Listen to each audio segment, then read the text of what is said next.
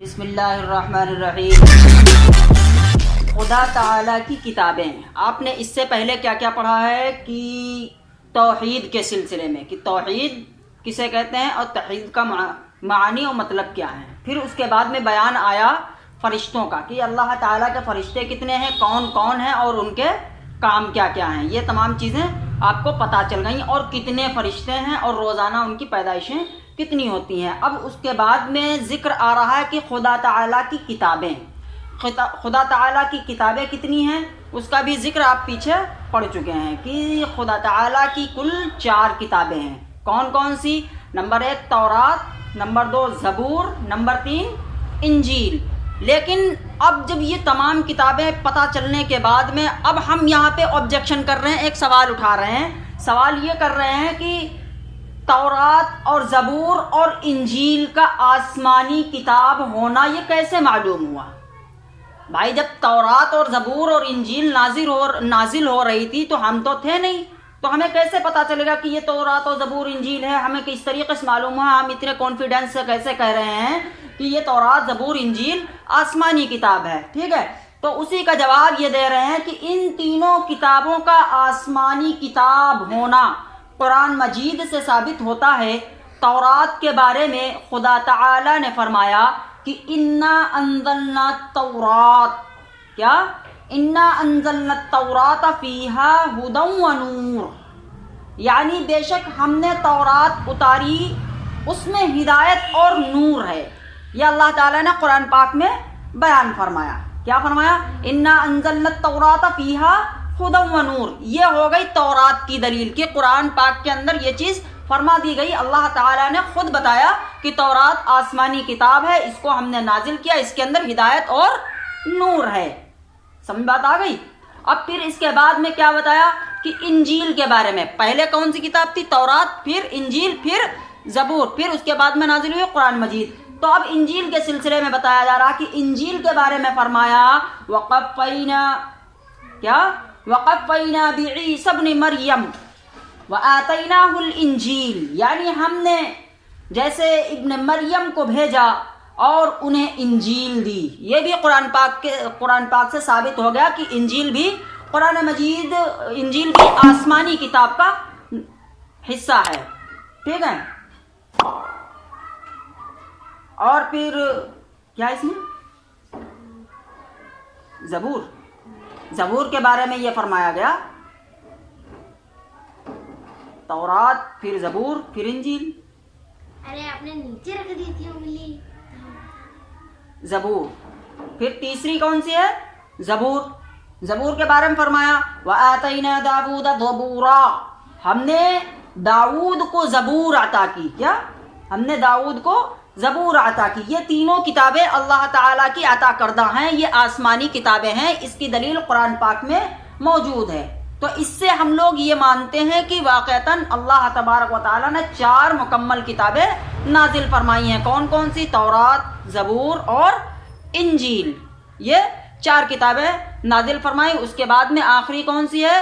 قرآن مجید۔ قرآن مجید کے اوپر ہمارا پورا وشواس ہے اور اس پہ اعتماد ہے۔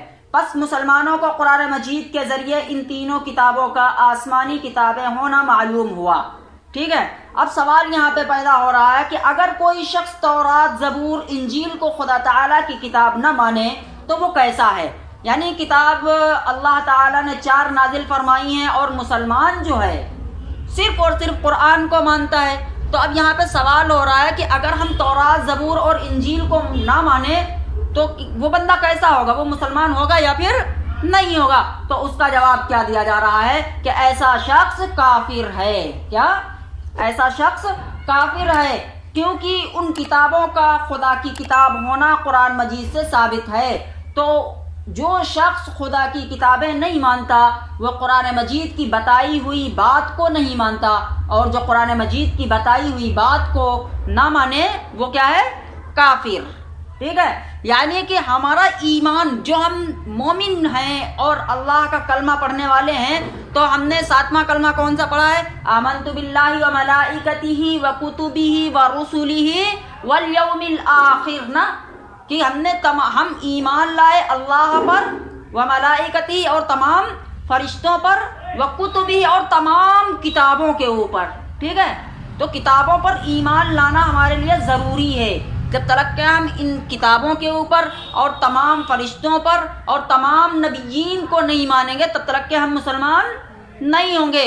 لیکن ہاں یہاں پہ ایک نقطہ نوٹ کرنے کا ہے کہ ہم ان تمام کتابوں کو مانتے ہیں، ان نبیوں کو مانتے ہیں کہ سارے کے سارے برحق ہیں، لیکن ان کے گزرنے کے بعد ان کی تمام شریعت اور تمام احکام الہی، تمام شریعت تمام احکام الہی الگ ہو گئے. بعد میں حضور پاک صلی اللہ علیہ وسلم کو نازل کیا گیا، ان کو جو کتاب ہدایت دی گئی وہ قرآن مجید ہے. اب ہمارا ایمان جو ہے قرآن مجید کو فالو کرنا ضروری ہے، قرآن مجید کی تمام تعلیمات پر عمل کرنا ضروری ہے. قرآن پاک کی تمام تعلیمات کے علاوہ کسی اور کی تعلیم پر عمل کرنا ضروری نہیں ہے. قرآن پہ عمل کرنا اور محمد عربی صلی اللہ علیہ وسلم کی دی ہوئی تعلیم پر عمل کرنا ہمارے لیے ضروری ہے. لیکن ہاں ایمان ہمارا رکھنا ہر ایک کتاب پر، ہر نبی پر ہونا لازم اور ضروری ہے. اگر ہم ان لوگوں کو نہیں مانیں گے، جیسے ہم مان لیں بھائی ہم محمد صلی اللہ علیہ وسلم کی امت میں ہیں، تو ہم ان کو نہیں مانیں گے، ہم محمد صلی اللہ علیہ وسلم کو مانیں گے. تو بھائی جس اعتبار سے اگر ہم قرآن پاک کو مانتے ہیں، قرآن پاک میں ہر چیز لکھی ہوئی سچی ہے. اب ہم اگر اس کو نہ مانیں، ان کتابوں کو نہ مانیں یا اس میں جو چیز لکھی ہوئی ہے تو اس کا بھی ہم انکار کرنے والے ہیں. اگر ہم کہتے ہیں ہم ان کتابوں کو نہیں مانتے تو یعنی قرآن میں جو چیز ہے اس کا ہم انکار کر رہے ہیں، اور جو قرآن پاک کا انکار کرے وہ مانو مسلمان ہی نہیں ہے. یہی ہوئی نا بات. ہاں تو ایمان رکھنا ہمارے لیے ضروری ہے اور اس پر عمل کرنا کوئی ضروری نہیں ہے. ٹھیک ہے، یہ تمام ہو گیا. وہ تمام لوگ کافر ہیں جو لوگ ان کتابوں کو نہیں مانتے. تو اب یہاں پہ کیا سوال آ رہا ہے پھر دوسرا، تو کیا تورات اور زبور اور انجیل جو عیسائیوں کے پاس موجود ہے وہ اصل میں آسمانی کتابیں یعنی تورات، زبور اور انجیل ہیں؟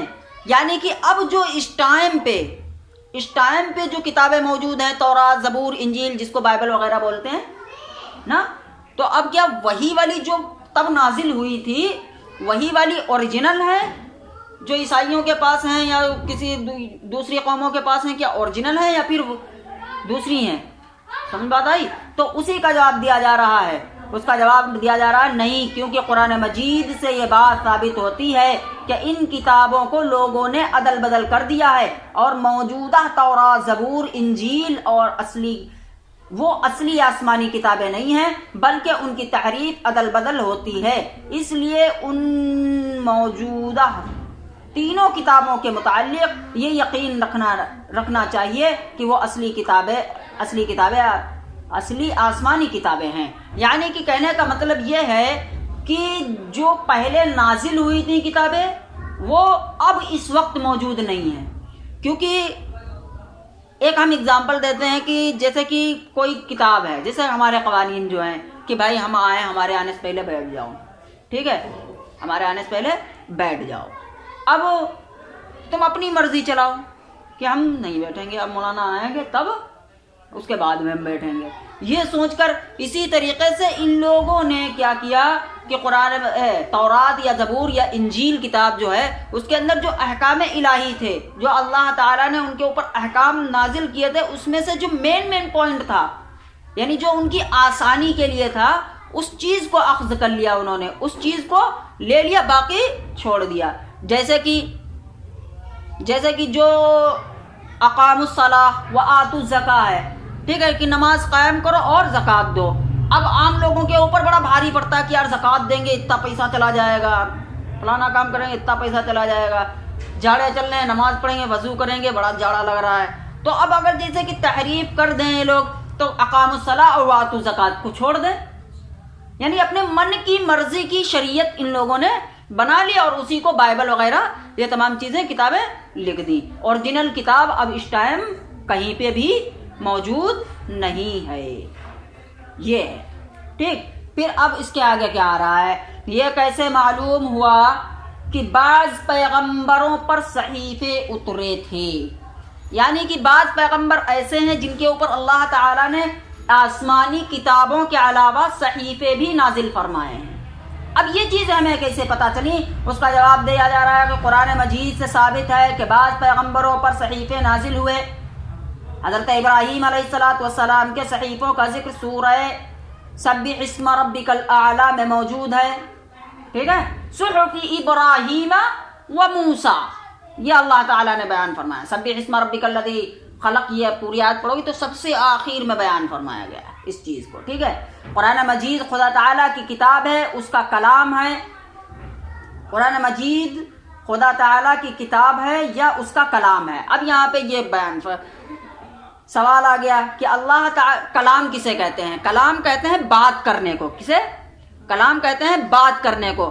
تو یہ اللہ تعالیٰ کا کلام ہے یا پھر اس کی کتاب ہے؟ یہ یہاں پہ سوال آیا، تو جواب کیا دیا جا رہا ہے؟ قرآن مجید خدا تعالیٰ کی کتاب بھی ہے اور خدا تعالیٰ کا کلام بھی ہے۔ قرآن مجید میں اس کو کتاب اللہ بھی فرمایا گیا ہے اور کلام اللہ بھی فرمایا گیا ہے، ٹھیک ہے؟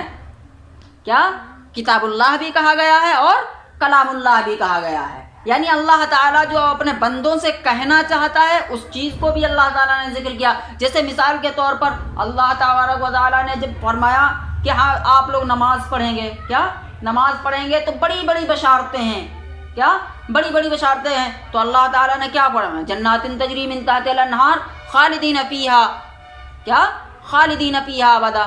جب تم لوگ نماز پڑھو گے، اللہ کے احکام پر عمل کرنے والوں بنو گے، تو اللہ تعالیٰ ایسی جنت کے اندر داخل کرے گا جن کے نیچے نہریں جاری ہوں گی، کیا ایسے محلات کے اندر داخل کرے گا، محل بنا ہوا ہوگا اور اس کے نیچے سے نہریں چل رہی ہوں گی۔